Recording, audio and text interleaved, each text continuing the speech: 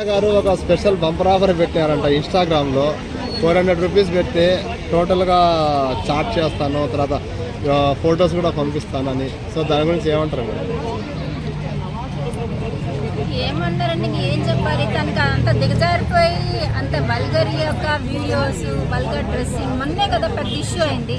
ఒక టాపిక్ మీద శివాజీ గారు ఎవరినో ఏదో అంటే పెద్ద ఇష్యూ అయింది. ఆ ఇష్యూని ఇంకా మర్చిపోకుండా మళ్ళీ ఎందుకు అలా స్టార్ట్ చేస్తుంది? ఒకరికి జరిగిందంటే ఇంకొకరిని పబ్లిక్ అసహించుకోరా?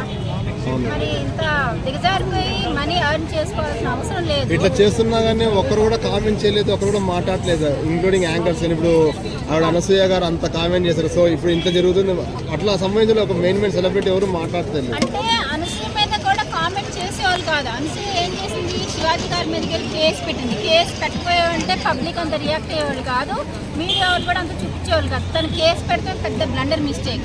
అలాగే సోషల్ మీడియా అని కరెక్ట్గా ఎవరు వాడుతున్నారండి?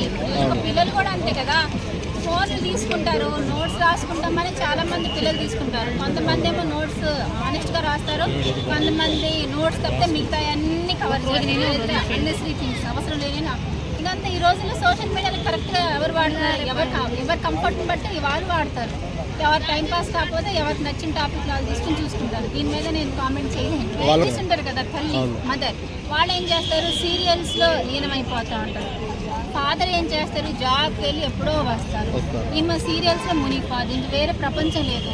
ఆ పిల్లోడికి ఫోన్ ఇచ్చేస్తుంది, వాడు డిస్టర్బెన్స్ లేకుండా రాసుకుంటాడని చెప్పి కొంతమంది తల్లిని ఉన్నారు. సీరియల్ పిచ్చిలో కూడా అలా ఉంటున్నారు. సో ఏదైనా కూడా విష్ణుప్రియ చేసింది అంత దిగజారిపోయి మనీ కోసం అలా చేయవలసిన లేదు. తను ఆల్రెడీ మంచి డాన్సరే కదా, అందరికీ వెల్ నోటెడ్ పర్సన్.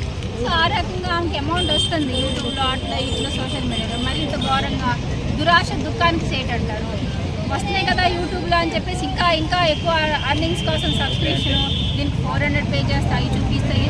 దురాశ దుఃఖానికి సేట్ అంటే మొత్తానికి అసలు ఏమీ లేకుండా అయిపోయింది.